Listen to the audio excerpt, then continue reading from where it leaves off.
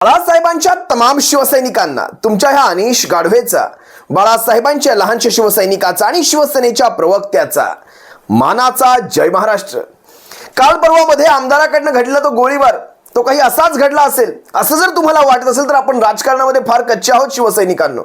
हे लक्षात घ्या, आमदार गोळीबार करतो तोही भारतीय जनता पक्षाचा आमदार, आणि मुळामध्ये भारतीय जनता पक्ष हा सत्तेतला पक्ष, महाराष्ट्रातला सध्याच्या घडला सगळ्यात मोठा आमदार असलेला पक्ष, आणि त्यातूनही हा गोळीबार घडतो हा पोलीस स्टेशन मध्ये, आणि त्यातूनही हा गोळीबार घडतो हा सिनियर पीआयच्या केबिन मध्ये, लाईव्ह कॅमेऱ्यांसमोर।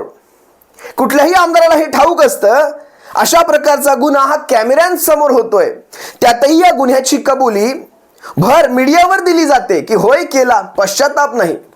हे सारं तुम्ही जर म्हणत असाल हे असं एक मानसिक संतापातून झालं असेल वगैरे वगैरे, तर आपण राजकारणामध्ये फार कच्चे आहोत। याला कुठेतरी एक किनार आहे, याचे धागे दोरे कुठेतरी घुसतायत। लक्षात घ्या, हा सारा जो विभाग आहे हा येतो कल्याण लोकसभेमधनं। हे कुठेही महाराष्ट्रात इतर ठिकाणी घडलं असतं ना, कदाचित आपण तशा प्रकारचा एक विचार केला देखील असता, पण हे महाराष्ट्रातल्या कुठे इतर ठिकाणी नाही, तर हे घडलंय कल्याण लोकसभेमध्ये। आणि कल्याण लोकसभा सध्या त्याचे विद्यमान खासदार कोण आहे ते तुम्हाला काही वेगळं सांगायला नको। इथे खासदार आहे डॉक्टर श्रीकांत शिंदे, मुख्यमंत्र्यांचे सुपुत्र, भविष्यातले यांच्या गटाचे मुख्य नेते। त्यामुळे सुरुंग योग्य ठिकाणी लावायचा असतो, सुरुंग योग्य ठिकाणी लावायचा असतो। आता कशी परिस्थिती झालीये, बापाला राजकारणात खाली खेचण्यापेक्षा पोराला संपवा राजकारणामध्ये। तिथे जर ते संपले, तिथे जर ते अडकले तर भविष्य यांचं संपलं। हे स्वतःच्या मतदारसंघामध्ये अशा प्रकारे जर अडकून राहायला लागले, म्हणजे कोपरी पाचपाखाडीमध्ये असेल किंवा इथे कल्याण लोकसभेमध्ये असेल, जर इथूनच यांना बाहेर जाता नाही आलं तर महाराष्ट्रातले बाकीचे 12 खासदार आणि 39 कसले एक संपले 38 आमदार, यांच्याकडे कोण लक्ष देणार? ही इथून सुरुवात आहे। हा सारा गोतावळा भारतीय जनता पक्षामध्ये कसा वळवायचा ना, याची ही बरोबर पूर्वतयारी केली, जमिनीची मशागत अगदी व्यवस्थित करून ठेवली जाते। तुम्ही याला वरवर घेऊ नका। हा सारा प्रकार असाच घडला नाही। त्याच्याही नंतर आणखी महत्वाची गोष्ट म्हणजे, तुम्ही जर बारीक लक्ष दिलं असाल, ज्यावेळेस मीडियाला मुलाखत झाली त्यावेळेस काय म्हणाले की एकनाथ शिंदे महाराष्ट्रामध्ये गुंडगिरी पसरवत आहेत। कोण म्हणाला? गणपत गायकवाड म्हणाले। माझं नरेंद्र मोदी साहेबांना किंवा देवेंद्र फडणवीस साहेबांना एक विनंती आहे की तुम्ही यांचा राजीनामा घ्या, नाहीतर महाराष्ट्रामध्ये जशी ह्यांनी उद्धव साहेबांशी गद्दारी केली तशी हे भारतीय जनता पक्षाशी देखील गद्दारी करतील, अशा प्रकारची स्टेटमेंट दिली गणपत गायकवाड यांनी। गोळीबार झाला तिथपर्यंत ठीक आहे, तुमचा राग अनावर झाला तिथपर्यंत ठीक आहे, त्यानंतर शांत थंड डोक्याने दिलेली ही अशा प्रकारची मुलाखत ही नक्कीच काहीतरी वेगळं सांगून जाते। कुठेतरी याच्या मागे काही कारणं असू शकतात। कोण आहे या सगळ्याच्या मागे हा विचार करा। जर तुम्हाला याचं उत्तर सापडलं ना, तुम्ही राजकारणातले चाणक्य। याच्या मागे वन अँड ओनली एकाच व्यक्ती जी या महाराष्ट्राच्या राजकारणामध्ये सारे भूकंप घडवते, या महाराष्ट्राचा राजकारणाचा एक असा घाणेरडा चिखल करून ठेवलाय, ती अशी व्यक्ती जी तुम्हाला कळाली असेल एव्हाना या सगळ्याच्या मागे कोण असणार ते। महाराष्ट्रामध्ये कायदा सुव्यवस्था हातात घेतला, इतक्या सहजासहजी हातात घेतला, तोही विद्यमान सरकारातल्या एका आमदाराने। हे असं होऊ शकत नाही, महाराष्ट्रात कधी अशी परिस्थिती घडली नव्हती। मग आता आपल्याच सहकारी गटाच्या, पक्ष पण नाही म्हणणार मी, गटाच्या एका अशा बड्या नेत्याच्या मुलाच्या राजकीय तर ऱ्हासाला हे अशा प्रकारची कारणं तर कारणीभूत होणार आहेत। तुम्हाला सांगतो, लोकसभेमध्ये जवळजवळ 6 विधानसभा येतात कल्याण लोकसभेमध्ये। त्यातली पहिली विधानसभा अंबरनाथ, उल्हासनगर, कल्याण पूर्व, कल्याण ग्रामीण, डोंबिवली आणि कळवा मुंब्रा। या 6च्या 6 विधानसभांचा मी बारीक जेव्हा अभ्यास करतो, 6च्या 6 विधानसभा, कारण लोकसभा काय अशीच बनत नाही।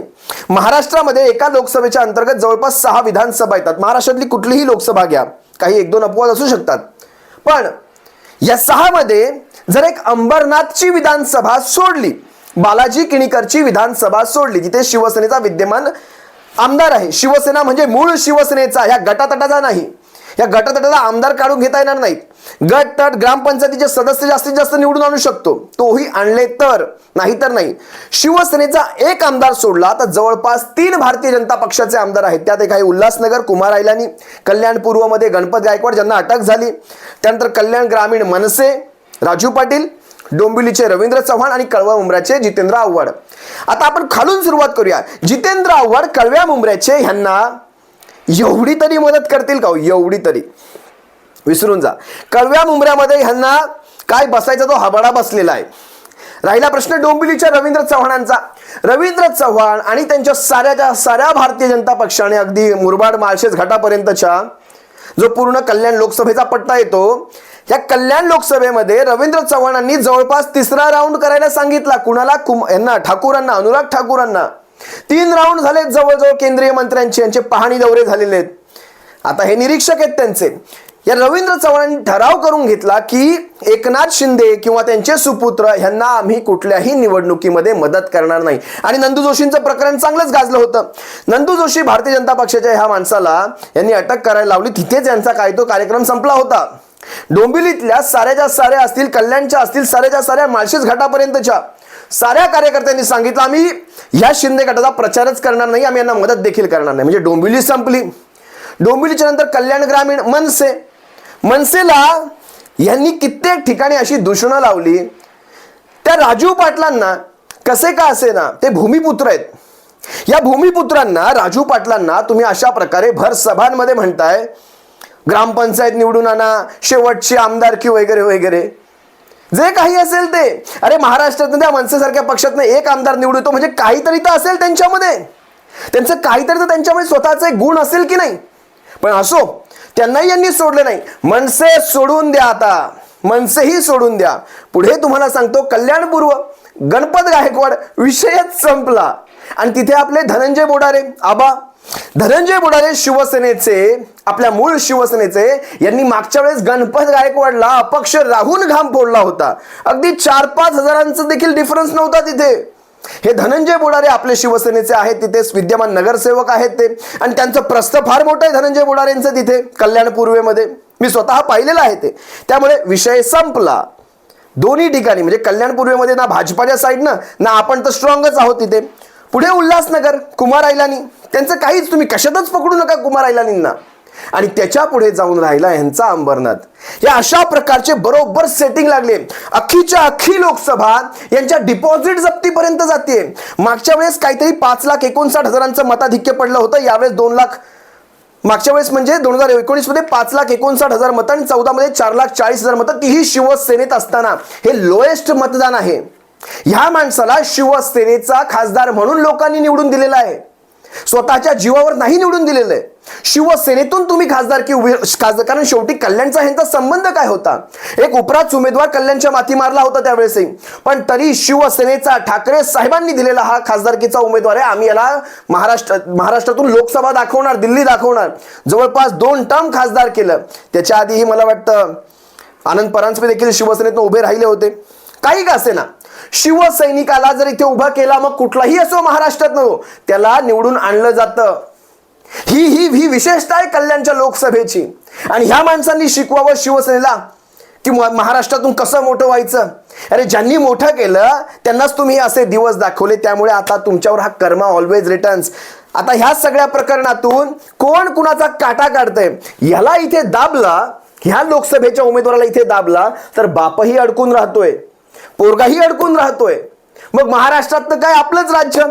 हे बाकीचे 37 आहेत ते फिरवायला सोपे पडतात. पाहूयात, तुम्ही इथे आहात, आम्ही इथे आहोत. जे काही घडणार आहे ते अतिशय रोचक आणि असं हे घडणार आहे, तुम्ही पहा.